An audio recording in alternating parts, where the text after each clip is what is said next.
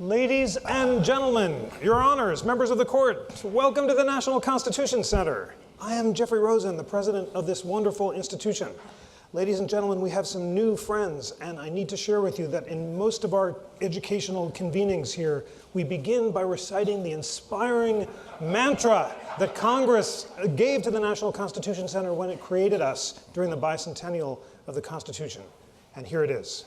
The National Constitution Center is the only institution in America chartered by Congress to disseminate information about the U.S. Constitution on a nonpartisan basis. And we are so honored to have with us today some of the most distinguished federal judges in America from all perspectives who have convened here in this place of learning to study the constitutional vision of one of America's greatest founders, Alexander Hamilton. We are brought together by Judge Jeremy Fogel, the head of the Federal Judicial Center, which is the center in America created to educate judges on a continuing basis about the U.S. Constitution. On a nonpartisan basis. On a nonpartisan basis. And Jeremy ensures that that nonpartisan mandate is obeyed, and judges, like all citizens, need to cultivate their faculties of reason and are most fully actualized when they are lifelong learners. And although they're deeply learned in the Constitution, they, like scholars and law professors and citizens of all background, benefit from deepening their knowledge about fundamental principles. And that's why these seminars are so important. Ladies and gentlemen, members of the public, we're thrilled to share this great program with you. Thank you for getting up at 9 in the morning to learn about Alexander Hamilton. And people who listen closely and do well on the quiz after the show will get discounted tickets to the musical. We have so much to learn about Hamilton. He's become the rap star of the moment, the room where it happened. Many of us can recite the lyrics along with our kids. But what was his constitutional vision?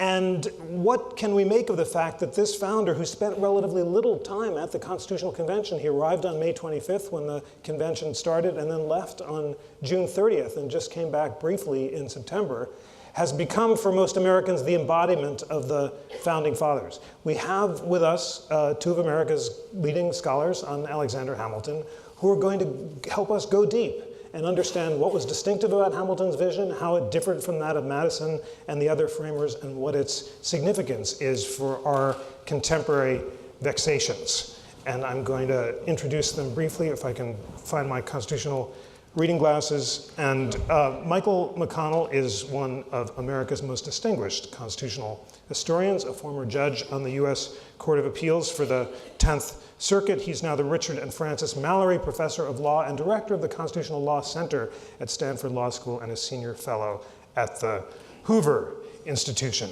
And Daniel Hulsebosch is the Charles Seligson Professor of Law at NYU. He directs the Samuel Golub Fellowship Program. He is now co-authoring a book called A Civilized Nation, War, Trade, and American Constitution Making. Ladies and gentlemen, please join me in welcoming Michael McConnell and Daniel Hulsebosch.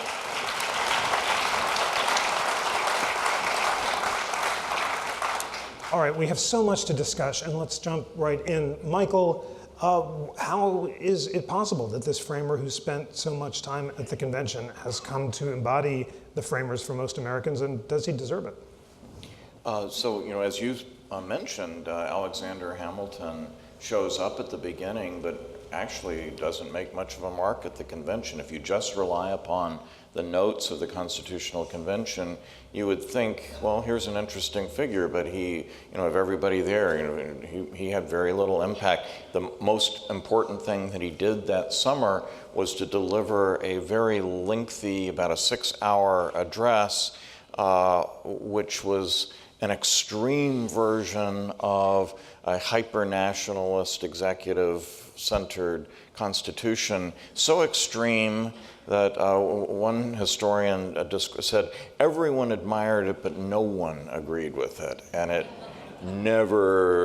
disappears without a trace. Of course, one reason he's gone, and this adds to the story of how unimportant he was, is that his New York delegation was of 3 delegates, and under the New York law, none of the delegates could cast a vote at the convention unless there were 2 votes out of the 3, and he was saddled with 2 anti-federalist colleagues who didn't agree with him about anything, and they departed in early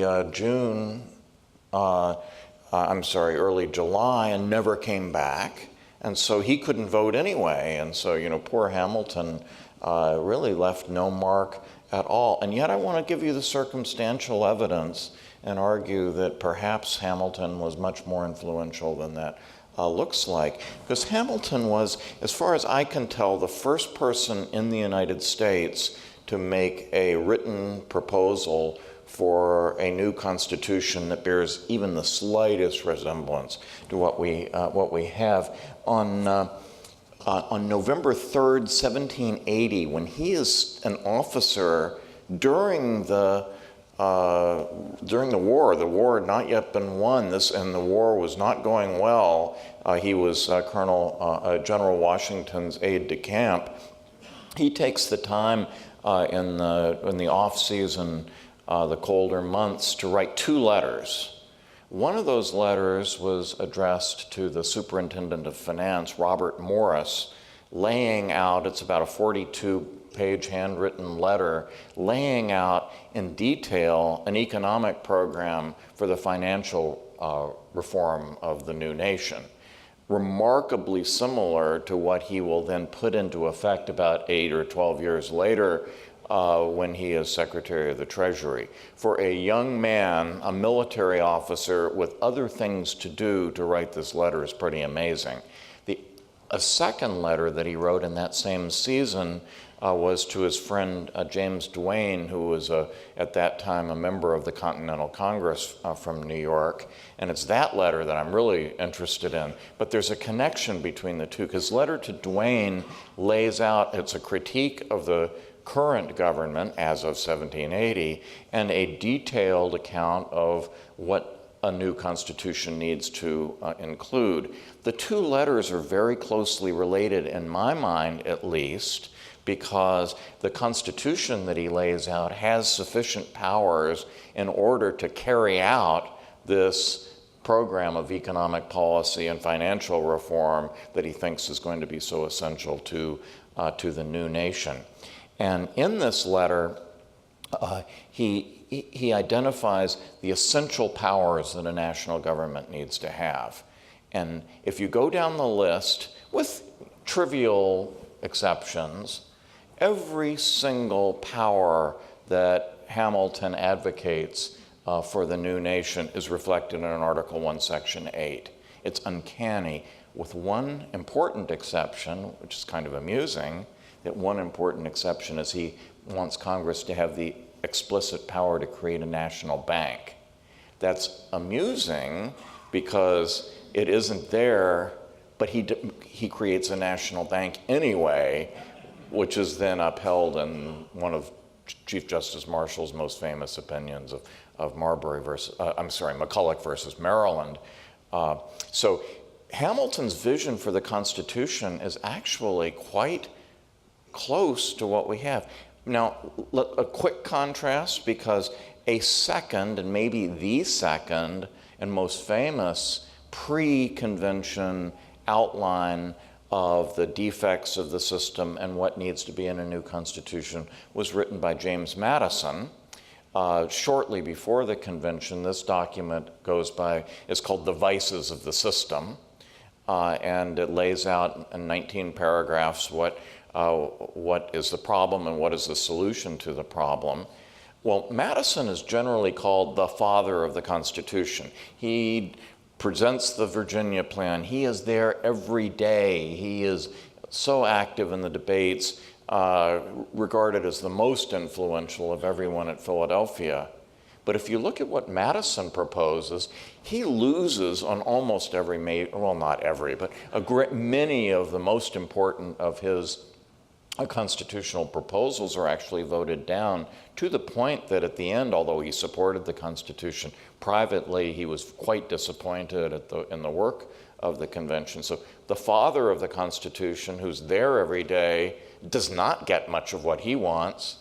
Hamilton, who is absent for most of the convention, pretty much gets what he wants.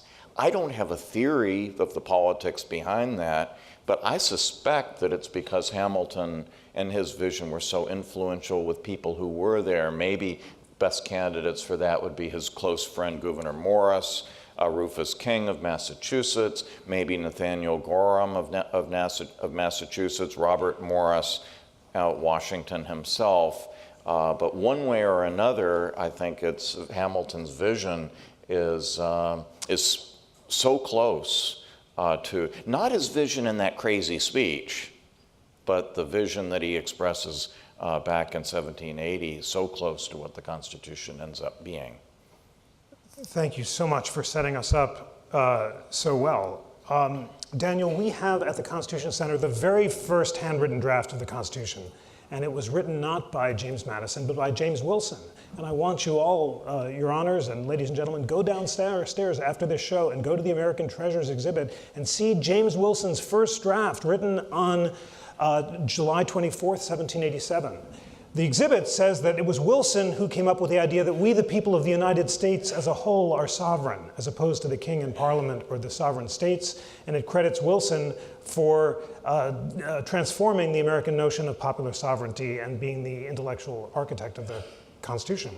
You disagree. And in your book, Constituting Empire, you say that Hamilton, by channeling a British constitutional tradition and substituting the people for the king, was actually more influential than founders like Wilson and Madison. Tell us more about why.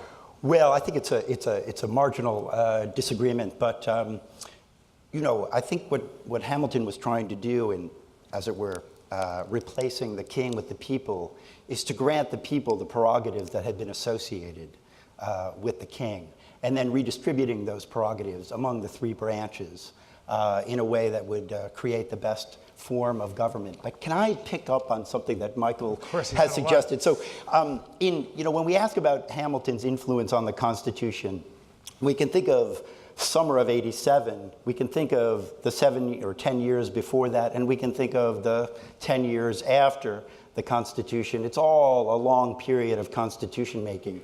And I agree with Michael that Hamilton's letter to Duane and to others is crucial for understanding where many of the powers that end up in Article 1, Section 8 and elsewhere in the Constitution come from. Hamilton, though, by the time 1787 comes around, there's a consensus among many people that there ought to be federal control over taxation, that the federal government ought to have the power to tax individuals. And this relates to Hamilton's idea that the people are sovereign, the people are taxing themselves directly as opposed to going through the states and requisition. He's also, for 7 years or so, emphasized the importance of centralizing foreign affairs in the federal government. And that's a matter of consensus. I think Madison would agree. They both agree also that one of the real problems that emerges during the Revolution, the fighting of the war, and then after, is the obstructionism of the states. And they try to find mechanisms for mitigating the obstruction of the state. And Madison comes up with very blunt mechanisms, the Council of Revision that will review all state legislation produced, and up or down. Hamilton is not against that proposal. No one seems really to endorse it, but he's got a different idea. And what I think is interesting about the June 18th speech is not the, I think, wrongly attributed implicit monarchism of it, but his focus on the Senate. And the Senate becomes crucially important for the rest of the Philadelphia Convention and the ratification debate. That these people really had the idea that the Senate was going to be the site of dispassionate reason, of long-term thinking. What would posterity think about this legislation? Of wide-ranging thinking over space as well as time. How is this going to affect our foreign relations? What about the aliens who are in the United States? Loyalists, merchants, The Senate, because they serve for a longer term, and of course, Hamilton did what for life, they would be able to think along both of these dimensions, time and space. And what Madison and Hamilton then try to do after the convention is to persuade people that this arrangement is going to balance popular decision-making in the House, in the states, with more considered, reasonable decision-making in the Senate, in the executive, and in the federal judiciary. Great. Well, let's talk about the Senate and let's talk about institutions. And I want to put on the table the central tension that you just flagged, which is between populism and constitutionalism. As you suggest, both Madison and Hamilton fear direct democracy. In Federalist 51, Madison said if every Athenian had been Socrates, Athens would still have been a mob because large deliberative bodies degenerate into demagogues and tyranny. And the smaller Senate, Madison thought, would ensure thoughtful deliberation in a representative republic. And in Federalist 63, which I guess is not attributed clearly to Madison or Hamilton, someone says that the complete exclusion of the people in their collective capacity characterizes the American government, unlike Athens and Rome. So Michael, as precisely and specifically as you can, please, starting with the Senate, tell us what was Madison's vision and contrast it with Hamilton's vision. How did they think that it would check populist enthusiasms? And then tell us about other institutions that Hamilton and Madison believed would check populist enthusiasms and how they differed in their approach to those two there's institutions. A lot in that. Well, we've got a lot to learn. You've got to teach us. And on this point, I don't see Hamilton and Madison as being at odds, but I do think there's a point of emphasis that's somewhat different. I think we see Madison much more worried that the unchanneled democratic will that you see reflected in legislatures like his own Virginia legislature will do bad, oppressive, arbitrary, unfair things. And by the way, among them, there's one of the most interesting and very rarely quoted speeches from the summer of Madison is about how as the country grows and there are become more poor people, that they will demand redistribution of wealth, and we need to do something to prevent that. That's Madison. Hamilton, interestingly, never says anything of that particular sort. But anyway, Madison is very concerned that the tumultuous, rapid turnover legislatures will oppress people and invade their rights. I don't think Hamilton disagrees with that, but Hamilton is much more worried, I think, about the inability of unchecked democracy to take affirmative steps. This isn't that they do bad things, but that they fail or unable to do things that are important for the long-term good of the country, because there are many problems which are a long-term problem. He's particularly worried here about finance, because at the time the national government is taking in actually less revenue than interest on the national debt, and you need to take certain steps that in the short run may be costly, may be difficult, may be politically unpopular in order to solve a very long-term problem. And I think this resonates with our concerns of today, and I think this is not just a left or a right problem. I'll give you an example from each, right? I think by and large the right is quite worried, or at least the mainstream Republican Party, right? I don't know about all elements in the party, but very concerned about the growing national debt, that it's alarmingly high and will present enormous problems for the future, especially when you account for Social Security, medical costs, and pensions, which are going to burgeon as we have an aging population. If we took relatively modest steps of spending cuts and other economic reform, it would be a lot easier to deal with this. But those are politically unpopular in the short run, needed, according to at least the right side of the spectrum, for the long term. Global warming is a left side of the spectrum example of the same kind of thing. If you believe the global warming story, that we're facing, environmental catastrophe down the road, we need to do a set of things today, relatively modest maybe, but costly, in order to avoid a very long-term problem. But the cost in the short term is considerable. When you have politicians who are facing re-election next year, right, and now we're really almost in a continual electoral cycle, how can we possibly expect them to ask the American public to pay costs for something that's, way in the future? And this is what I think this is Hamilton's most important vision in that June 18th speech, is that this is a defect of democracy. Now, his solution for this was to make the Senate and the president serve for life, on the theory that if they're going to be there for life, that they are going to be able to take the long term into consideration. Now, the House of Representatives, the popular branch, the Democratic branch, will be for short terms, but he wanted a branch of government to be able to represent the long term. Now, I don't necessarily think life tenure for senators is a great idea. So, that isn't really the point. But the point is that I think that Hamilton correctly identifies what is possibly the biggest, most intractable problem of democratic governance, and one which I think increasingly is evident that our system isn't really capable of dealing with. Wow. Well, Daniel, that got everyone's attention, the idea of life It's tenure. a popular proposal in this room, lifetime tenure. Absolutely, but just for judges, please. I think that'll do just fine.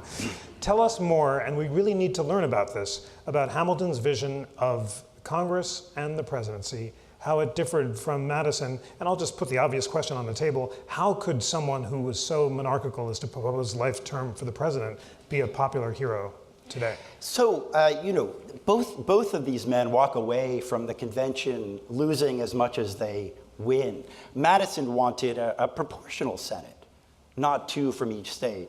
Hamilton said, and maybe to be provocative, and maybe because this was his idea of the best case, lifetime tenure for the Senate. But both walked away and said, well, 6 years is what we got. Let's make the best of it. And in Federalist 63, which I love, it's one of my favorites. Maybe it should displace Federalist 10, I believe. And the reason is because Madison but probably Madison and Hamilton together argue that the Senate is going to be the site for long-term thinking. But they argue something else as well in that, which is it's the place where senators who have more time to read and become learned in the law of nations are going to consult other bodies of law and consult what Madison calls the impartial opinion of mankind while they produce legislation. So the Senate was going to be the site of really long-term thinking. Now, where do they disagree? They disagree in a number of places. Michael brought up the federal debt. Maybe we'll come back to that at some point. Or Go ahead. Yeah. So the federal debt for Hamilton was a positive good, and it served a number of functions. One was it linked the interests of the wealthy to this new developing nation, and the wealthy not just in the U.S., but he knew that where was the money? The money was across the Atlantic. He needed Dutch and British investors to float this project, to restructure the debt. You had to make this system appealing to those audiences. Therefore, he built in, and the drafters built in, non-expropriation provisions. Promises that, pledges that old treaties would be enforced and new ones too would be the law of the land directly enforceable on individuals. This was designed to create what Douglas North calls credible commitments. So you bind the wealthy here and abroad to this project. And I think this is an important point, that Hamilton saw the Constitution as a project, not a text. It's the purpose of the Constitution that mattered. In addition, you increase the money supply. Now, it's interesting to look at his charter for the Bank of the United States. He realizes that the shares of the bank are going to have to be floated mostly abroad. Half of them are owned abroad until the middle of the 19th century. But he makes directors, the requirement for the directors is that they be citizens. All right, so you've asked, so he's built in a little populism as or native control into an institution that he sees as an international one that's going to require international investment. All right, where are there differences on Congress and the executive? A couple of things happen on the way to the 1790s. One is Madison believed in 1787-88 that he was going to end up in the Senate. But George Mason and James Monroe decided Madison was much too centralist. They weren't going to, in the Virginia legislature, appoint him. He ends up in the House. I think this is enormously important. Let's try a counterfactual. Madison ends up in the Senate. First of all, we'd have much better notes of what happened in the Senate for the first 10 years, which we don't have. And we might have a more favorable impression of the Senate in the long term. We might have more defense of Senate prerogatives in ratifying treaties. We might have a different perspective on whether the legislature, the House of Representatives has its own treaty power and can reject the Jay Treaty in 1796 if Madison is in the Senate. So one is just the contingency that he is not appointed to the Senate. He does become the equivalent of George Washington's leading proponent for legislation in the House of Representatives. Another thing happens, and that's the French Revolution. And it's hard to overemphasize the importance of the French Revolution, which happens really after 1787-88. And I agree with scholars who argue that Jefferson brings it home. And it's Jefferson who sees the United States and France as some kind of transatlantic Republican front. And Madison endorses this idea of the French Revolution, which in the serial constitutions that France adopts in the early 1790s focuses on a unicameral legislature with enormous executive power, much like Pennsylvania's original, say, 1776 constitution. And that idea of republicanism, revolutionary republicanism, itself dynamic, changing over time, I think affects Madison deep into the 1790s, that the popular house ought to have more authority for executive matters, declaring war, obviously, but also maintaining foreign relations. And Hamilton divides. He sees the French Revolution as spinning out into madness and wants to then emphasize the importance of, or the powers of the executive to preserve neutrality, to prosecute individual citizens who trespass on American neutrality, and so on. And they're really, by 1793-94, they really are traveling different paths in their sense of where the locus of authority is in the federal government. Great. Michael, can I just comment on the definitely, but I want to also set up another big question as well. Just quick on the debt and the finance. It is true that Hamilton believed that the national debt would be, quote, a national blessing, but only a properly funded national debt, right? Not one that is spiraling out of control. And so his idea is that if we set up a system in which we have debt, but yes, we have the means of regularly paying it down, then the debt becomes a basis for a money supply. Really, his economics here is 150 years ahead of actual formal economic theory, which later will confirm much of this. This is one point. So people sometimes think, oh, well, he didn't care about the national debt. He cared very much about it. He wanted one, but it had to be under control and properly funded. Second point, just to elaborate on what Dan said about the leadership of the bank. A lot of people don't recognize that the Bank of the United States was a private, profit-making, privately owned corporation. It was not an agency of the national government. The United States would be the largest single investor in the bank, but under Hamilton's first version, the second bank's a little bit different. The first version, Hamilton's version, the United States could not exercise voting power with its shares. And so all of the directors of the bank were privately elected by private owners of the shares in the bank. And the reason for this is that Hamilton feared inflation, and because he understood that the notes that the bank was going to be were going to be a form of currency. They were going to be effectively a money supply.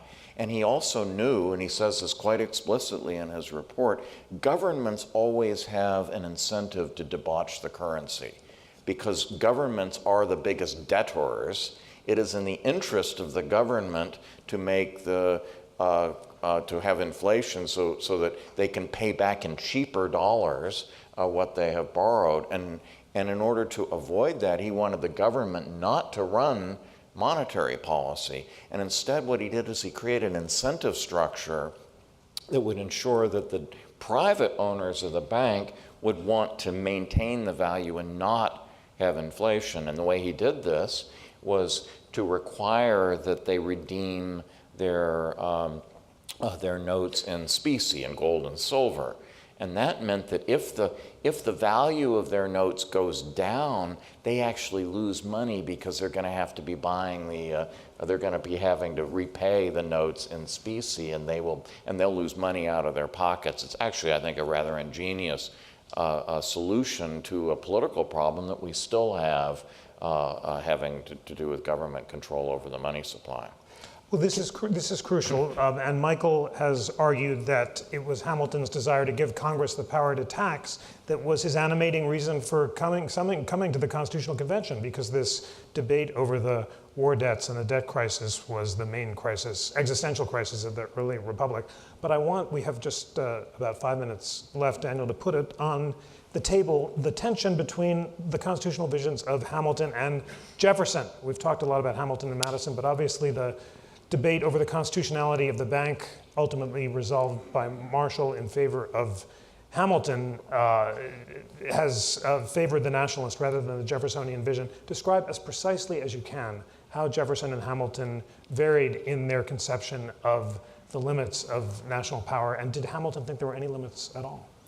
So he did have some limits, but on this point of the national debt, I think is illustrative of the difference. Absolutely. Get us away from Dodge that. the question. Have would answer the question, what's a properly funded debt? One in which there are buyers for the debt. And if there are people who are willing to invest in the debt, then it's properly funded. Jefferson disagreed. This was a debt that should be put on the road to extinction. And he believed that fervently until someone dropped Louisiana in his lap. And he decided the only way to pay for Louisiana was to increase what had been an almost extinguished national debt and sell treasury bills largely to Dutch and British investors who pay for not only the restructuring of the revolutionary debt, but for Louisiana. In theory, Jefferson was a strict constructionist. He really did focus on the text, but the text is misleading. I believe that he thought that all residual power was in the states. He was, as it were, as we might say today, a 10th Amendment person. And if the power wasn't explicitly granted to the federal government, but see how he actually governed with Louisiana, then the federal government should not exercise such a power. From the beginning, Hamilton focused on convenience as his definition of necessary and proper. And this is even before the bank memo. And he made that argument again in the only federal case that he argued, the appeal to the Supreme Court in Hilton versus the United States about a carriage tax that he drafted in his last year as Treasury Secretary in mid-94 to help raise money for a possible war. Would it be with France or with Britain? It was unclear. And then he retired 6 months later from the Treasury, started practice, was drafted back to argue in the Supreme Court defending the carriage tax as an indirect as opposed to a direct tax. And he looked at the language of the Constitution and he said, direct tax. Does that have any legal technical meaning? We have his briefs. He said, none, exclamation point. It's a term of art only in a compromised way, which is Justice Patterson makes it clear. He was there. This was about slavery.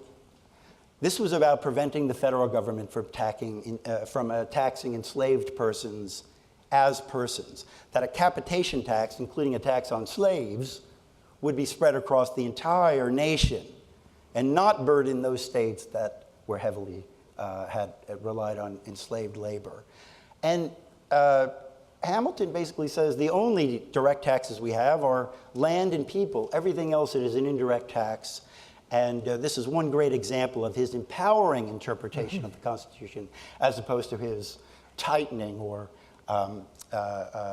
limiting interpretation of the Constitution. Because in the same case, you have John Taylor of Caroline, who goes on to be a famous state rights advocate, channeling Jefferson, arguing that pretty much every tax is a direct tax and ought to be spread around the country.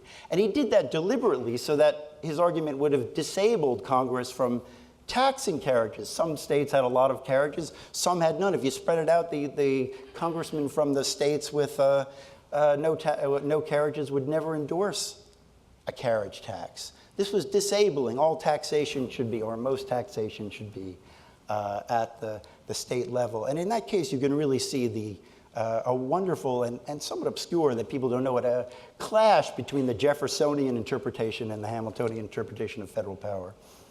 Such an important case, and the Supreme Court in the Pollock case in 1895 ignored the reasoning of Hilton, which Hamilton had argued for, and held that the income tax had to be apportioned. Chief Justice Taft disagreed, and that led to the 16th Amendment. Chief Justice Roberts just revived this theory in the Obamacare case. Well, that's the question I was going to ask you, Michael. What would Hamilton have agreed with Chief Justice Roberts or not? And did Hamilton think there were any limits on Congress's power to tax? You know, it's hard to say, but I certainly wouldn't argue that he would disagree.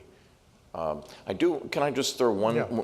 And Dan mentions the connection to slavery, and this is so important to the difference between Hamilton's vision and Jefferson's vision. It's not just about governmental power, it's about what kind of republic we're going to have.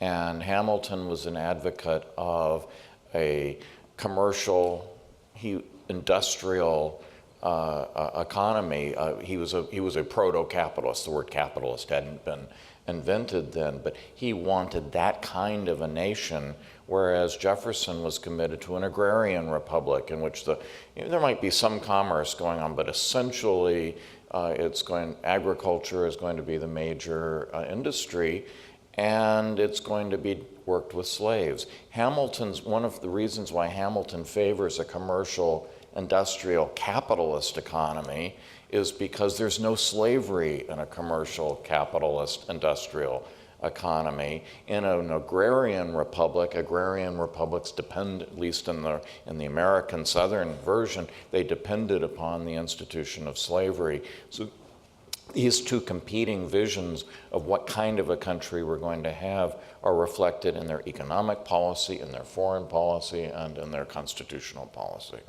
Great. Well, we are nearly out of time.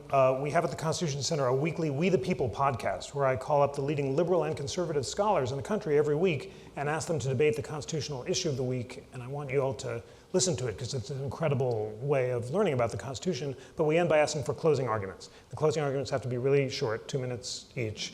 And the question is the obvious one. This is your chance to tell this very distinguished audience. And we're going to begin with you, Daniel. What was Hamilton's constitutional vision, and should Americans embrace it today? So, I think there are two elements of this. One is the approach to the Constitution, purposive rather than narrowly textual. But it was a vision for a developing nation. I think they are both commercial, but Jefferson's idea of commerce was selling produce from the land. Hamilton certainly did imagine eventually a more industrial economy. I do think his report on manufacturers, though, was just a scare tactic for Britain. I don't believe he thought that we'd be an industrial economy anytime soon. It was designed to scare Britain so that it would reduce its own tariffs and increase trade between Britain and the United States. But it's a vision of a powerful central government the states are essentially administrative agents of the federal government. He doesn't use sovereignty talk to talk about the states the way the Jeffersonians do. They are, you need local districts, he says in the Federalist Papers, to institute and carry out a lot of federal programs cooperatively, in the sense that Professor Gherkin suggests in her article, but they are not reservoirs of sovereignty. That's a very different vision from Jefferson, and something we're still struggling with, I think, today. What are the residual powers of the states? Wonderful. Michael, last word to you. What was Hamilton's constitutional vision, and should Americans embrace it today?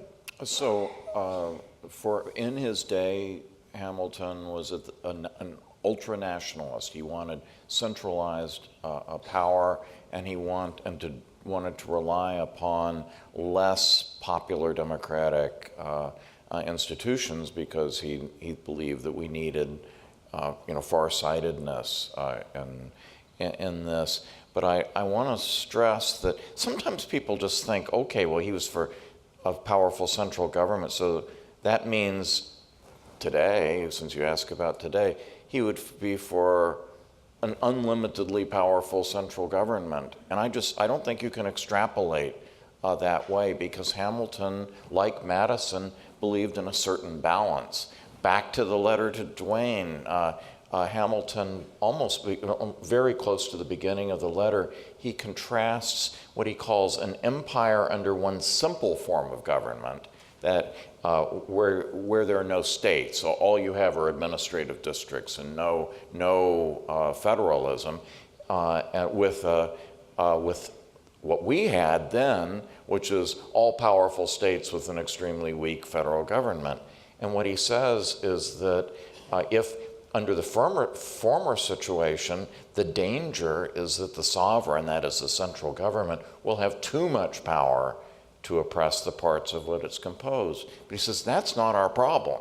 Our problem is the opposite problem. And he says the danger is directly the reverse. It is that the common sovereign will not have the power sufficient to unite the different members together and direct the common forces to the interest and happiness of the whole. But I do not read this as saying that unlimited central government is Hamilton's vision. I think he sees that there can be dangers from too powerful a central government, as well as too much of a dispersed and distributed government. I think Madison says much the same thing at various points. They resolve the balance differently for their day, and Hamilton is more of a nationalist than Madison, and certainly more of a nationalist than Jefferson. But I think to think that any of them are sort of on one extreme or the other would be to misunderstand. Superb. This has been an illuminating, substantive, nuanced discussion. Please join me in thanking our panelists.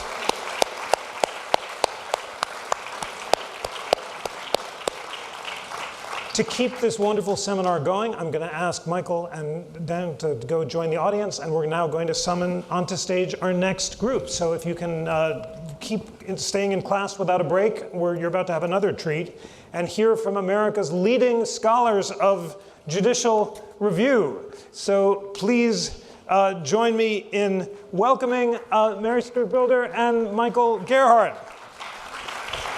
You want me in the center? Wonderful, great.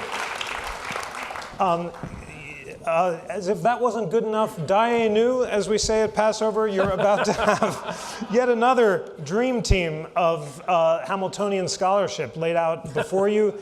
We've talked about the presidency and Congress, and we're about to talk about judicial review.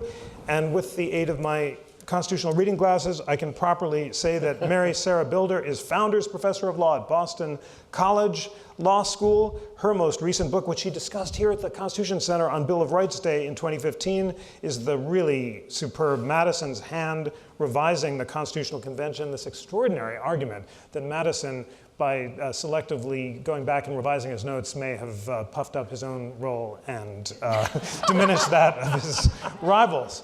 And I can't enthused gratefully enough about the contributions of Michael Gerhardt, the Samuel Ashe Distinguished Professor in Constitutional Law at the University of North Carolina and scholar in residence here at the National Constitution Center. Michael is our constitutional sage on all matters, and his wisdom, bipartisanship, and deep knowledge of American legal history educates Americans every day. Please join me in welcoming Mary Sarah Bilder and Michael Gerhardt. So Hamilton and Judicial Review, obviously we're going to start with Federalist 78, which seems to contain the whole theory of American government in a few beautiful paragraphs. Let's just begin, Michael, by as clearly and concisely as possible explaining, our judges of course know it by heart, but especially to our non-legal audience, what was Hamilton's argument in Judicial Review about why, when judges strike down ordinary laws in the name of the Constitution, they're not thwarting popular sovereignty, but serving it? Well, first of all, thanks for having me yet again, and I really appreciate it. It's always an honor to be here, and I especially enjoy an opportunity to share the stage with such terrific people, so thank you. Well, Hamilton, in this particular Federalist paper, is trying to put together an argument about the independence of the federal judiciary. And keep in mind, you know all the attributes, of course, of federal judges, but those attributes were sort of unusual for the time. And he's making an argument, particularly in New York, against a pushback against the Constitution. So the pushback basically is that it's going to not just aggrandize the size of the federal government, but we're going to have these really powerful federal judges who might well ride roughshod over democratic, small d, democratic action or legislative action. And what Hamilton's doing, in effect, is he's really trying to say, oh, no, they're not going to be that bad. That's to some extent what he's saying. But we also need their independence. We also need them not to be subject to political reprisal. He's talking about how this judiciary would need to be used as a bulwark against legislative aggression. But nevertheless, the judiciary doesn't have the power of will, so to speak, doesn't have authority over appropriations or war. It's simply an institution that has judgment. And judgment will simply be rendered in a case-by-case basis, and that's just not a particular threat to democracy overall, and it will help ensure the checks and balances within the Constitution. Oh, that's great. Thank you so much for that clear explanation. I think I should just read it. I know we can all paraphrase it, but the words are so important. And then, Mary, I'm going to ask you to elucidate it. So Hamilton is talking about, you might assume that if judges enforce fundamental law, then they're thwarting the will of the people. It's called the counter-majoritarian difficulty, the idea that you're thwarting the will of the majority in the name of these unelected judges. But Hamilton denies that. He says, a constitution is, in fact, and should be regarded as the judges as fundamental law. If there should happen to be an irreconcilable variance between the two, that which has a superior obligation and validity ought, of course, to be preferred. Or in other words, the Constitution ought to be preferred to the statute, the intention of the people to the intention of their agents. Why does Hamilton believe that the Constitution represents the intention of the people and the ordinary statutes represent the intention of their agents? Yeah, first of all, thanks for having me back, Jeff. I You're love back. being here. I think one thing that's interesting, if you think about what Hamilton said and how we think about judicial review, is first to remember that the term judicial review isn't invented until 1909. And so before that, how do people talk about this practice that judges have? And sometimes they call it a judicial duty or they call it a judicial power. But often they just say it's that legislation repugnant to the Constitution has to be struck down. And if we think about it that way, then what we come to know as judicial review and what Hamilton's talking about in some ways is really three separate ideas. One is an idea that legislation is constrained by a fundamental law. We call that the Constitution. And one is the idea that it's the judge's job to compare that legislation to the Constitution and strike it down. And then a third idea that's part of our understanding of judicial review is an idea about responsibility. And we have come to believe, I think, as a popular culture sometimes, that the judiciary is the only people who are supposed to be worrying about that. if we think back in the time before Hamilton, the colonial period and the time of the framing of the Constitution, both of the first two ideas exist. So the colonies had the experience that their statutes and judicial decisions had to be, couldn't be contrary to the laws of England, and the Privy Council regularly struck down colonial laws that were contrary or overruled colonial judges. And so that practice of believing that your legislation is constrained is a practice that comes into existence during the colonial period, and so it makes the belief that a constitution is going to serve that boundary very easy. And American judges also, particularly in the period after the Revolution, also practice that. And so there are these examples in the period between 1776 and 1787 where American judges in a number of states strike down state legislation as being against the new state constitution or against a treaty. And so we have those two ideas already existing. So Hamilton is saying something when he writes that lots of people believe. That's sort of just, that's how it works. We look back on it because of what happens to judicial review and see it as sort of this first moment where he says it. But in some ways, he's really saying what lots of people at the time had come to believe. That's very helpful. Michael, we heard in the last panel, Daniel said that Hamilton thinks sub in the people for the king, and it's a very monarchical vision. So how do you reconcile this with this kind of popular constitutionalism vision in Federalist 78, which says that the Constitution represents the will of the people in this deep sense, the statutes represents those of their agents, and you prefer the principal to the agent, the master to the servant. Was there any tension between Hamilton's monarchical attachment to the British theory of judicial review, which Mary described, and this more popular vision that he's setting out in Federalist 78? So I think the safe answer is yes and no. To begin with, I think the Constitution, of course, was an unusual document, and it purported to be the supreme law of the land. And also was the only document, it was the only set of rules, so to speak, that was ratified by the people more generally. And that makes it very different than a statute. A statute is localized. It's passed by a particular legislature or by Congress. It's enacted at a particular political moment in time. But the Constitution was meant to endure, as Marshall will tell us later, for ages. And it also, as a rule of law, by its own terms, the supremacy clause is supposed to, in a sense, and I'm sorry for the use of the word in this context, trump state law or anything that may be contrary to it. In any event, one thing that's being put forward is this Constitution as something that was, again, ratified by not just the framers and delegates to the convention, but the people in the various states. But a second thing, which I think goes to some of the tension, is a practical thing. Who were the people? Who were the people who were actually involved in the ratification? It was not everybody. It was a smaller group.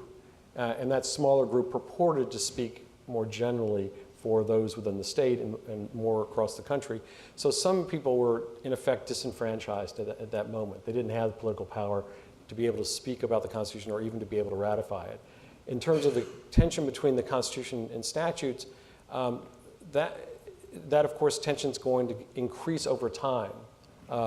And I think Hamilton had a particular view, a much greater confidence in the federal government and in the Constitution's dictates than he did in sort of the whimsies that would be reflected in statutes that might be enacted by particular legislatures. So he, I think, would prefer a strong, the stronger federal government against, and a stronger federal government, by the way, meant also the federal Constitution, against transitory statutes and legislation over time, from particular jurisdictions. Mary, should an originalist have any doubt about the existence of judicial review, given the fact that the British practice was rather specific? You talk about corporate charters being struck down as being violative of the laws of Parliament. In other words, was Hamilton declaring something new, radical, and contested, or was this broadly accepted by everyone? Yeah, so I think that scholarly consensus has changed over the time on this, but I think right now most people would agree that the framers believed that judges would strike down laws that were contrary to the Constitution. And you can see that in the convention. 6 people, very famous people, 7 if you include Hamilton, who wasn't there very much, so he doesn't show up. But Madison, Wilson, Morris, Gerry, they all explicitly say, we know judges are going to strike down laws that are contrary to the Constitution. They take it completely for granted. What they don't take for granted that changes the balance is they think that there will be other branches also doing that work. And so in Madison's original plan, he and James Wilson agreed with this. They wanted a council of revision where judges and the executive would also review congressional law. And that's knocked out, and instead we have a presidential veto replacing it. And you talked about this on the first panel. Madison very much wanted Congress to have what he called the negative, a veto power over the state laws. And actually he writes a very famous letter to Jefferson where he's basically distraught about the fact that they don't adopt this. They don't have the negative. Everybody else thinks it's not a good idea. And he thinks it's just a failure of the system. And so they accept that judges are going to do this, but if you imagine what the sort of kinds of cases that judges would get, then they would strike down laws, but so would these other institutions. And instead what the Constitution does is the Constitution knocks out the idea that there will be other branches explicitly striking down laws. And it leaves the judiciary with this power that everybody accepted, but now they look like the only game in town. And so that changes how the system's going to work. Okay, thank you for that. And this is a really crucial distinction. Michael, Larry Kramer has an article about Marbury versus Madison, where he says that Marshall was struggling between different theories of the scope of judicial review, and the one that he embraced was called departmentalism. In other words, some Jeffersonian Republicans were actually questioning the ability of judges to strike down laws, but more moderate Republicans, including Jefferson himself, said, yes, judges can strike down laws in the name of the Constitution, but the other branches should also engage in constitutional interpretation. The president when he signs a bill, and Congress when he proposes it. And therefore, by endorsing the moderate vision of judicial review, not that judges have the sole power to strike down laws, but they're one of 3 branches that can interpret the Constitution, Marshall was ensuring that he shored this up in the Constitution, and Jefferson wasn't likely to resist it because he embraced this moderate vision. Is that right? What's the difference between departmentalism and judicial supremacy, the idea that judges alone can interpret the Constitution, and help us understand the difference between these 2 conceptions? Well, so to begin with, if we look at the Marbury versus Madison, there are a lot of different issues that come up in the case, of course. And the way it's organized, judicial review comes up last. So that might well be consistent with what you're suggesting here. But his view of departmentalism might even be subtler than that. So we've got to watch, in a sense, the different moving parts of Marbury versus Madison, because it's going to give rise to a lot of, turns out, modern concepts of judicial review, and also, for that matter, separation of powers. With respect to departmentalism, one aspect of that has to do with the president and the Secretary of State and their independence to engage in certain activities, to make certain judgments. But Marshall recognizes pretty early on in the opinion that the president, or more particularly the Secretary of State, may be subject to a subpoena, may be subject to judicial action. That itself is a very significant move. So he has jurisdiction, so to speak, over this case to monitor or overlook what they're doing. That moment is a critical moment. Then the second critical moment in the case, I think, is Marshall says, when looking at the particulars of departmentalism, well, there may be some judgments, some decisions that are political, over which the actors themselves have basically complete discretion. And there may be other acts over which they don't have complete discretion. So he's created 2 categories already. One is a category that we now know of as the political question doctrine. And then the other category has to do with actions, even by department heads, over which they have no discretion. Why? Because law constrains their decision making. Law, particularly in the form of the Constitution, may constrain their decision making. So, for example, a president can nominate somebody for let's say, to the Supreme Court. And that's a purely political decision over which no judiciary can exercise any judgment, can't review that. And therefore, that's a decision over which the president really has complete and utter discretion. But the president doesn't necessarily have complete and utter discretion with respect to complying with the law, and particularly with respect to complying with the Constitution. And so Marshall recognizes that there may be a limit to departmentalism and a limit to the discretion of the heads of departments early on, and then he moves from there to talk about judicial review. So I don't know how moderate it turns out to be. That is to say, by the end of this opinion, he's striking down our federal statute and subjecting the Secretary of State to subpoenas and recognizing that departments have a limited range of non-reviewable discretion. Mary, you wrote Madison's Hand. Tell us a bit about Madison's role in Marbury versus Madison. We know about Marshall's unusual role in not delivering the commission and then ruling on the case. And then substantively, would Hamilton have agreed with Marshall's vision of departmentalism when it comes to judicial review? Yeah, Jeff, can I step back and talk about Yeah, Marbury for? please. I know the three front seats know Marbury back and forth, but maybe not everybody does, because it's one of my favorite cases. We think of the Supreme. First, you have to imagine what the Supreme Court looked like. The Supreme Court, they didn't have a building. They get their building because Chief Justice Taft, who'd been the president beforehand, becomes Chief Justice and then is like, wait, I want my own building. And so the Supreme Court today is because if the Chief Justice is the former president, he can accomplish a lot of things, I guess, for the judiciary. And so a lot of our image of how powerful the court is they have their own building. So at the time that Marbury versus Madison is decided, the court looks very different. It's only 6 justices. The first Judiciary Act thought an even number of justices would be better. I actually happen to believe that. So we have 6 justices. They don't have federal question jurisdiction, so they don't decide a lot of constitutional cases, and nobody wanted to be on the court. That seems inconceivable to us. But Chief Justice Marshall is actually the 4th Chief Justice in 10 years. And they had a hard time holding people on the court. And Marbury versus Madison comes up in the moment when there's the first great transition in political power in the United States. And it comes up in the moment when the Federalist Party had been in control. They disintegrate completely. The Republicans come into control. It's the election where Alexander Hamilton is forced to decide who, in his mind, is the less bad guy, Aaron Burr or Thomas Jefferson. The electoral votes are holding in the House. I always tell my students, it's like, hold men, don't shake. They vote ballot after ballot after ballot and nobody breaks. And then Hamilton decides that out of the 2 bad guys, he decides Jefferson will care more about his reputation than Burr, and so he's less likely to destroy all American institutions. And this would literally, that's a slight paraphrase, but he basically says that.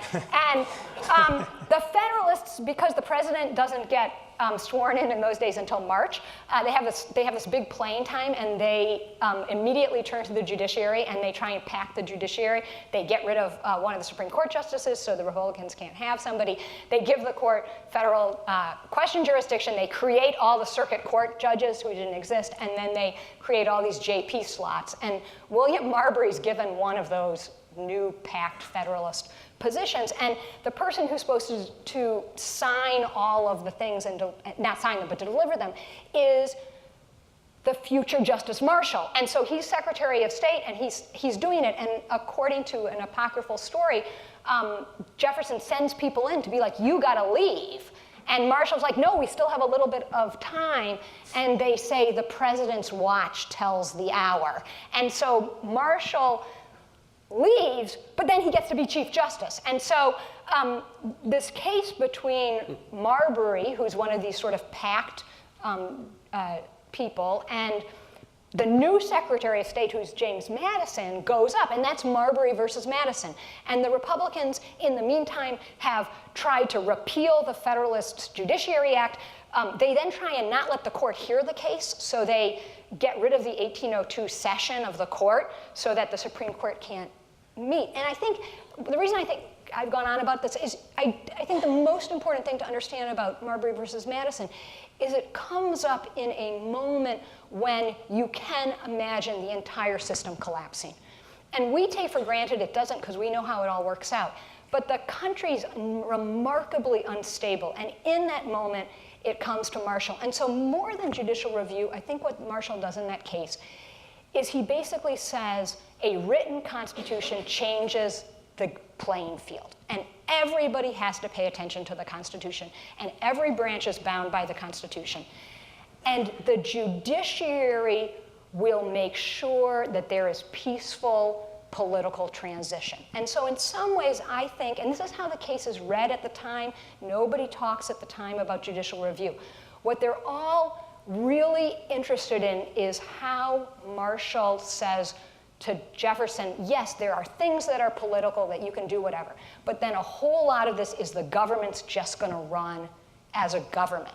And you can be political at the top, but there's a moment when that stops. And we're gonna, as a judiciary, make sure that that is what happens. And much later, it becomes a case about judicial review. There's a wonderful piece by Keith Whittington where he shows that Marbury gets linked to the sort of judicial review in the counter-majoritarian thing in the late 19th century when the court's under attack.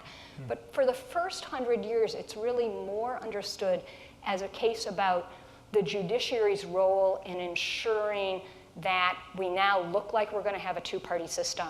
There's obviously going to be partisanship, but there's moments where that partisanship needs to stop and the country needs to be able to run anyway. And so I think in some sense that goes to your departmentalism piece, but it's a different way of understanding what's the judiciary's role in that system. Wow. Thank you for the most riveting explanation of sorry. Marbury that I've ever heard. Bravo. That was great.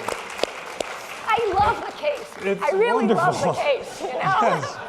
So go down after the show to the Marshall exhibit right downstairs, and there's the commission where Adams appoints Marshall. So it's the end of the administration. Oh, I didn't know you it's had right there, that. the Oh, I actual didn't know commission. that. That's Marshall's awesome. in the room, and John Jay has just refused to be Chief Justice, and Adams says, I don't know who I shall appoint.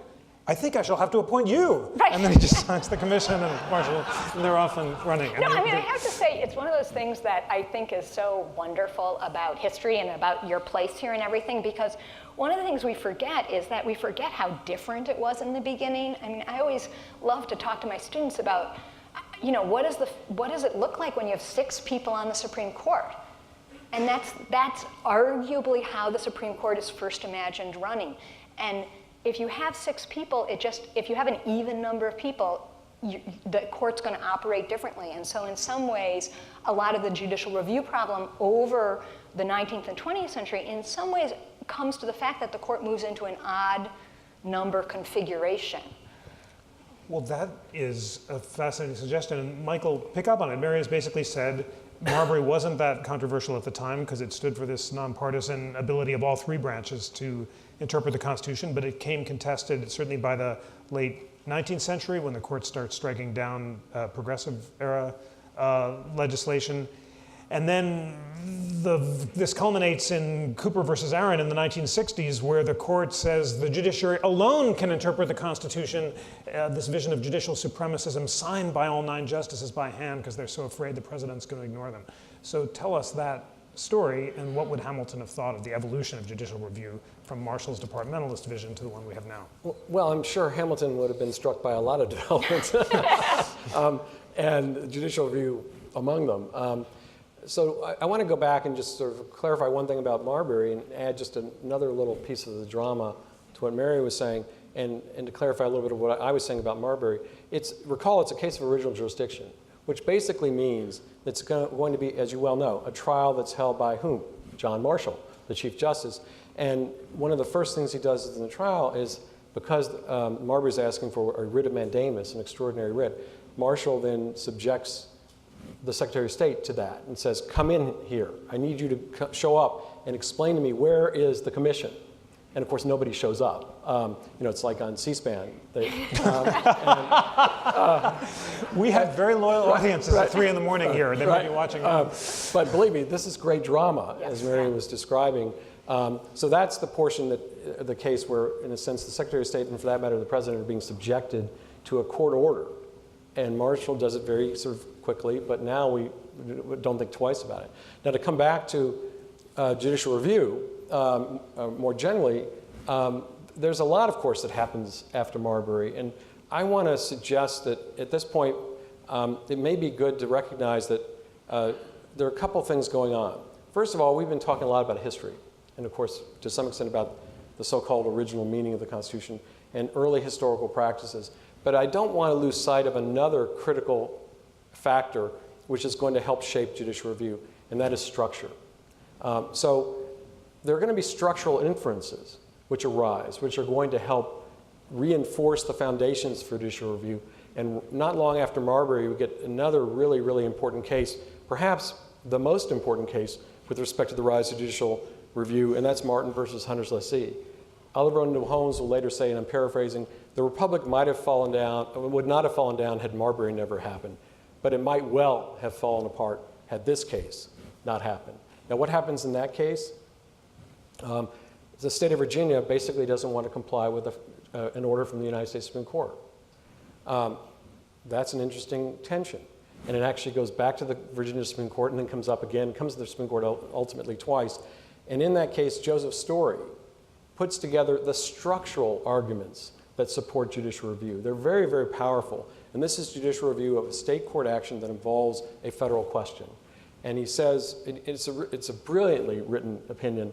And some of these foundations are, for example, that if you didn't have the Supreme Court reviewing in a case like this, you'd have basically 50 different judgments about federal law. It wouldn't be uniformly interpreted or applied across the country.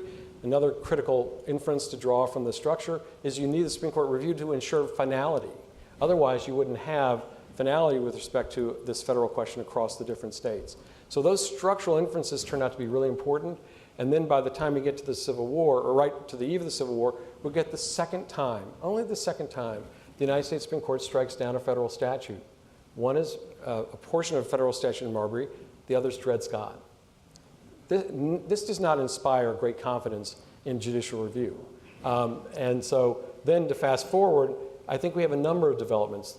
The ratification of the Reconstruction Amendments give federal courts a lot more to interpret when it comes to reviewing state, or for that matter, federal action. In addition to Reconstruction, we also have incorporation. The courts are beginning to incorporate, that is to apply to the states, the provisions of the first 8 amendments.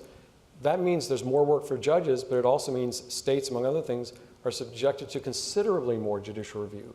And then the rise of the administrative state will, of course, also mean that there's more opportunity for the federal government to review different aspects of what the federal government is doing. So those things combined, I think, are going to help really propel, in a sense, judicial review. And by the time you get to Brown, that's, of course, a watershed case in a lot of different respects. But it is an incredibly important case with respect to the courts overriding a well-settled and rather vast system across the states. And it's going to try to dismantle that system. And that's a really radical move by the court. And the court gets tremendous backlash. And then, in a sense, what we see the Warren Court do is finish the job of incorporating most of the Bill of Rights. And then by the time we get to the 70s, you get a number of other cases which, of course, are now skyrocketing with respect to judicial review. Roe and other cases recognizing fundamental rights. And that brings us to the present, where what began even earlier than Marbury, don't forget some earlier cases, we also get a court that's much more involved with reviewing separation of powers conflicts. Think of Youngstown, the steel seizure case, individual rights claims, Brown and its progeny, individual rights cases, Roe and later cases. And so that, of course, helps explain in part some of the docket that you've got. It's going to mushroom, of course, over time. Great. Mary, I want to get a sense of what Hamilton would think of judicial review, how as it's developed, what he can tell us about the court's approach to the president and Congress. You mentioned Chief Justice Taft. I'm excited to have a new biography of Taft that's going to come out in March, which argues that he was our most constitutional president and presidential Chief Justice, because he approached every decision as president in constitutional terms. But his hero was Hamilton, as well as Marshall, and he broadly construed the powers of both Congress and the president and the judiciary trying to keep each within their assigned bounds. So what do you think about the brilliant hypothesis in this book that basically Marshall was a Hamiltonian Chief Justice, and if Hamilton were on the Supreme Court, he would be like Taft? I'm just testing it out. Yeah. I always have a hard time like imagining like what's this person going to look like in another point in time, because then I'm like, well, what about this? Or they thought this. Well, I wouldn't have put Hamilton on the court because he had a terrible temper, and I'm not sure people with terrible tempers make very good judges. So he would not. I actually think Taft. I do think Taft's an interesting Chief Justice. Certainly, the Taft Court. In all sorts of interesting ways as Chief Justice, I think particularly because he'd been president, he understood that the court had to recognize the fact that the world had changed. And so it's the Taft Court that decides Euclid v. Ambler. They decide a lot of interesting things.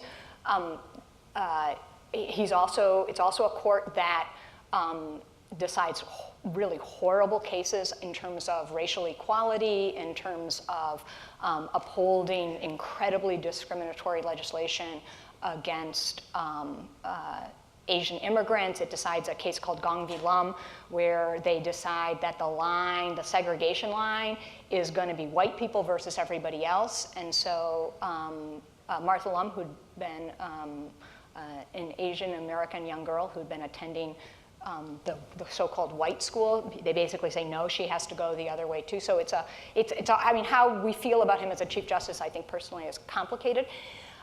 I think one of the things that's interesting about the way we think about the court is, in this period, is the court becomes quite controversial in the late 19th century around the time that the income tax cases come up. And in the 1890s, because of large structural changes in the American economy, because of the rise of large corporations, U.S. Steel, Standard Oil, just the United States for the first time is transnational.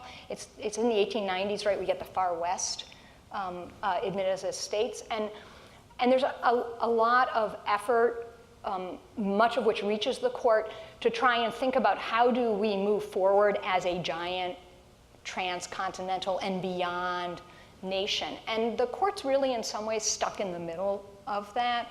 And so one idea was the income tax, and the court, in a very controversial decision, arguably the most controversial decision, far more controversial than Lochner, the court strikes down the income tax. And that becomes part of the, William Jennings Bryan's great Cross of Gold speech is like filled with things that you can imagine American politicians saying today. And then he's like, and the income tax. Everybody's like, yeah, great, okay, the income tax, and you're in this different moment.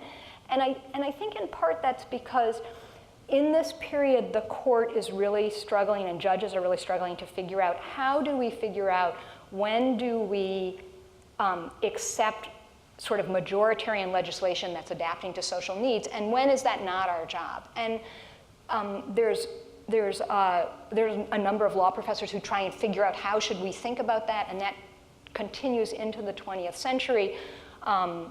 The court has a famous footnote, Caroline footnote 4, where again they try and sort out how do we decide when do we defer to majoritarian legislation that we personally might not agree with, and when is this exactly what the court's supposed to be doing, guarding, protecting minorities, protecting political processes. And in some ways that continues through the 20th century. And one of the points that Keith Whittington makes, who I know you've had, I think, here, in a number of his books, is as a culture, the political institutions have come to talk as if somehow this is always the courts appropriating this power to themselves. But if you go back, that's actually not what happens. It's in many situations suited the other branches or suited the states to throw these problems to the court. And we shouldn't take so seriously the fact that when they throw those problems at the court, they then also say like, oh dear, the court's going to decide it. Because Keith argues, and I think he's right about this,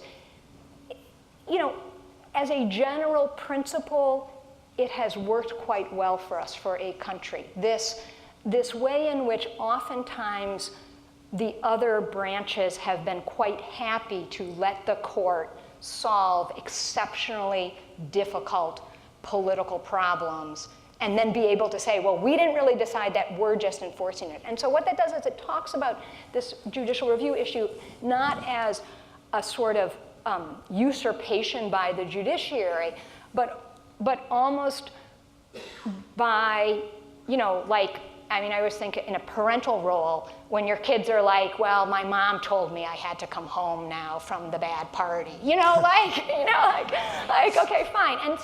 And I think that's a very helpful way to think about it, because it doesn't put the branches so much in actual conflict with each other as in some very much more subtle conversation about how do we move forward as a country, given that things change over time and there are real areas of political disagreement. Very interesting. Michael, one more beat and then closing arguments, but the question is, I didn't know what, you know, Mary talks about the political branch's willingness to allow the courts to decide stuff they don't want to decide. Hamilton in Federalist 78 said, because the courts have neither force nor will, but rely on persuasion that they're going to be the least dangerous branch. Was he wrong in light of this dynamic of punting to the courts? And more broadly, this is your last opportunity. It's really important. What does this audience need to know about Hamilton's conception of judicial review in 78 and 79 and how it played out over time? Okay.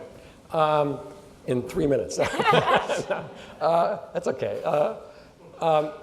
Well, I think that I don't think Hamilton was wrong. It would be sacrilege to say Hamilton was wrong. But he also wasn't perfect, and he didn't have perfect foresight. And one thing I would really want to emphasize at the outset is this is not just a question of history. It's not just a question of trying to figure out the original meaning. It's not just a question of sort of tracking the historical practices. Those are all relevant for understanding the Constitution, but I wanted to go back to structure. The design of the system has made certain things possible. And that design, and I'm not talking about living Constitution, but I am saying that that design gives rise to inferences over time. And for example, federalism, where does that concept come from? It's an inference from the design. And we can also argue judicial review may well be an inference for the design. So we can move from the cases to another sort of, let's say, modality of constitutional understanding. And I don't think that would upset Hamilton. I don't think it would upset Madison either. Madison said, by the way, in Federalist 37, that when the law is uncertain, we're going to have to turn to liquidations over time. And I think what Madison was suggesting by that is, yes, there's a lot of uncertainty here about the Constitution and its meaning. And how's that going to get fixed? He doesn't say it's not going to get fixed by looking backwards. It's going to be fixed by how people resolve those questions of meaning over time. In other words, as we move ahead. So I think what we're going to discover over time is that these cases, of course, are important, but they don't explain everything. And I think that what does help explain the bigger picture is the extent to which the branches have had to work out, really amongst themselves, where are our powers? You know, what are the different powers we have? What are the boundaries of them? What are the edges of them? And one of the beneficiaries of that over time has been the courts. The last thing I would say about the courts then, in this scenario, is to recall that the Supreme Court is a political construct. One reason why presidents and others may well defer to the court at times is because they help construct it. And they may well be able to help construct it further down the road. And to some extent, by accepting the court's judgments at one time, it helps legitimize what the presidents are going to do later when they appoint other people to the court as they implement visions that might be shared by the presidents who appointed them. So this also suggests another aspect of the structure. The court doesn't operate in a vacuum. The court hasn't been created from on high. The court's been created by political forces. And those political forces create a particular kind of court, which then functions over time. And then what we're going to see is that, of course, the composition changes. And how the composition changes will help explain the path of constitutional law. But the presidents and senators have had a say in that. They put particular justices there, usually, I think, for a reason. I don't think presidents are very surprised often. I think Eisenhower may be one of the last to be terribly surprised by some of the people he put there. But I think they oftentimes get exactly what they expected. I think Adams got exactly what he expected with Marshall. Marshall had been a very faithful, capital L, Federalist. And Marshall thought, when he got to the Supreme Court, by the way, to bring it all back to Marshall and here, he thought he was going to have a lot of time on his hands. For one thing, Congress was abolishing the term of the court. It wasn't sitting. So he was making a salary and trying to write a biography of George Washington. And then eventually, the court got to sit again, and his first case that he wrote was Marbury versus Madison. Started off with a bang. And it just got, the significance of that case got bigger and bigger over time, but it's also connected to all the other developments in constitutional law, which we ought to keep track of, not just today, but over time. Yeah. That was great. Well, in order to keep on schedule, Mary, the last word is to you, and it's the closing argument question. What was Hamilton's conception of judicial review, and why is it relevant today? Yeah, I mean, I think what I love about reading Federalist 78 is it still talks to us. And there's a lot of Federalist papers that you read and you think, oh, this happened a long time ago. And so what's really remarkable about Federalist 78 is how it resonates with us, how you can read those lines and we all know what he's saying, we understand the fundamental problem.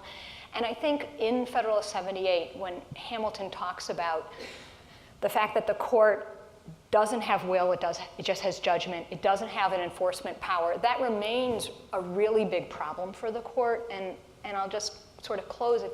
You talked about Brown. I think for me, the moment where the court struggles most with that is at the very end of Chief Justice Marshall's terms, when they finally decide a case on behalf of the Cherokee Nation, in favor of the Cherokee Nation, and they literally can't enforce it. And the White House basically says, you can't enforce this. And so in an interesting way, it's from that moment forward that in some ways, I think what the federal judiciary is always trying to figure out is how do we decide in a way that recognizes what Hamilton says, right? That we don't have an enforcement power, that we only have judgment, but that as an institution makes sure that in most cases, what we say gets enforced, because that's so much an important part of what it means to have a written constitution. You can't resist, Michael? You want one last? I can't resist. One last thing. Just to build on what Mary just said, and I actually think everybody who functions within the system, particularly justices, understands what she just said. And the court is always trying to figure out where, to what extent will our decisions be accepted. Thurgood Marshall once talked about the fact the only power we have is people's respect for us and respect for what we do. And that may not take the court that far. That is to say, if it gets too far ahead of where the other branches are, or too far ahead of where society is, then one thing that might well happen is there might be trouble with implementing what the court has said. That's the problem in Worcester versus Georgia. The president in question was Andrew Jackson, whose portrait hangs in the White House today. Incidentally, it also hung in the White House when President Lincoln was in office. And so, in a sense, our history comes back around. To what extent do not just the court make a difference in constitutional law, but to what extent do other players, the president and Congress, make a difference in constitutional law? For illuminating us about Hamilton and judicial review, please join me in thanking Mary and Michael.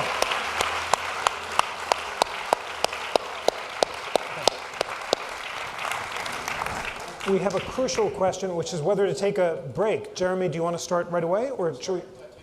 10:45. See you at 10:45. Quick coffee, and you're in for a treat for the next panel. Thank you so much.